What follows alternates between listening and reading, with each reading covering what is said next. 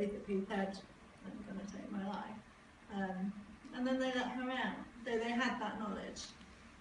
But they kind of came back to the family like, if someone's determined to take their life, they're going to take their life. And that was so hard for our family to digest. We were going to take it further. But if that's the attitude that people in our hospitals are having towards suicide, you know, I can't imagine how many people are not getting the help that they need, or there's such a lack of hope around it. And also it worried me when he said that a lot of deaths aren't actually listed as suicide, because as someone that has spent years and years and years grieving, the grief with suicide is completely different from any other grief.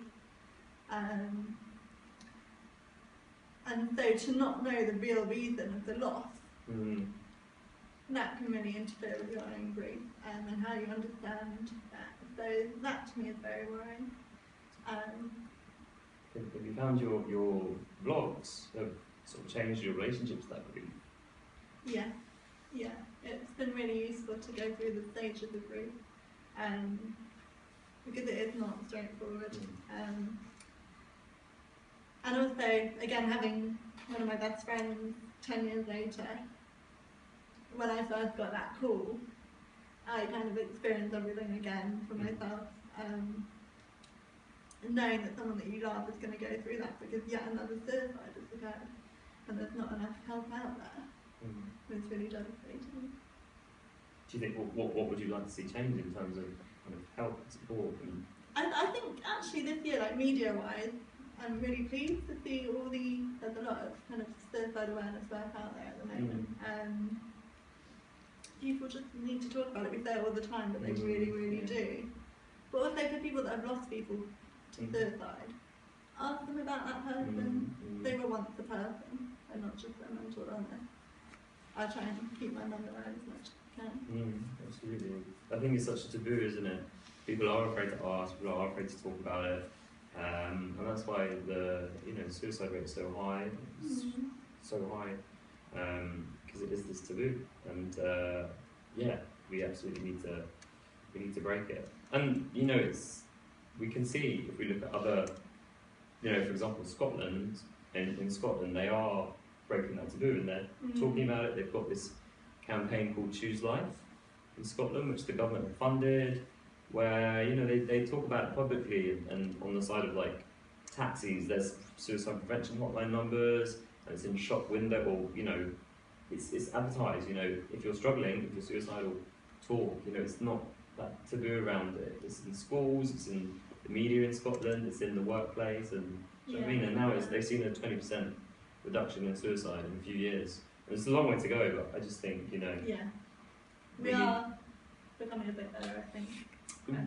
Gradually, I just think we could go further, like Scotland are. We could go further in this country and really get people talking about it. Well, what's your view, education-wise? What do you think? Another reason I just need to see it on the curriculum is because at 14 as well, I was dealing with more the loss of my mum. I didn't know what suicide was. I had no idea what mental health was or what mental health problems were until I started getting them myself. Can you imagine if maybe we actually had mental health in the curriculum and I had an understanding how much that would have helped me and how much would have helped going back to school, the kids thinking mum's the matter. And actually had that understanding and I could have had open conversations in schools. I could have helped myself with coping mechanisms, I could have learned about resilience, I had no idea. Did you get any sort of mental awareness? No, I didn't actually. But and same with suicide awareness. There is Suicide to Be in Life Without You, which is our blog. We're going to hopefully go into schools next year, which is really good, and speak to young people about it in a safe way as we can. But nothing. What about you? No, nothing. I personally, I want to see it talked about. I think it should start in primary schools in a different sort of way, just getting young people talking about their thoughts and their feelings. We don't have to label it as mental illness as such, just getting them. I was wondering what age you thought we could start with that. Do you think it should be primary school? Do you think it should be secondary school? I do. I think there should be the awareness at least in primary schools. I used to work at the Mind, and just before I left I developed an emotional health and resilience project called Bounce, which is about bouncing back, and that was 10 to 14, so starting at kind of year 5, 6. But I think conversation from a young age, but it's also lies in families as well, and kind of being more accepting of tears. I like all the work that's being done around men at the moment, and mapping into things that you mentioned as well.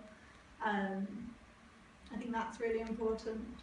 So just understanding a bit more about gender, but how we're actually able, it doesn't matter. But yeah, I don't know. Probably younger. But yeah, primary school, I'd agree, but secondary is essential. And as you say, families, I agree, there needs to be more in families. Did you talk about it? No. None of these. No. Did you? No, I think what was hard was that obviously so much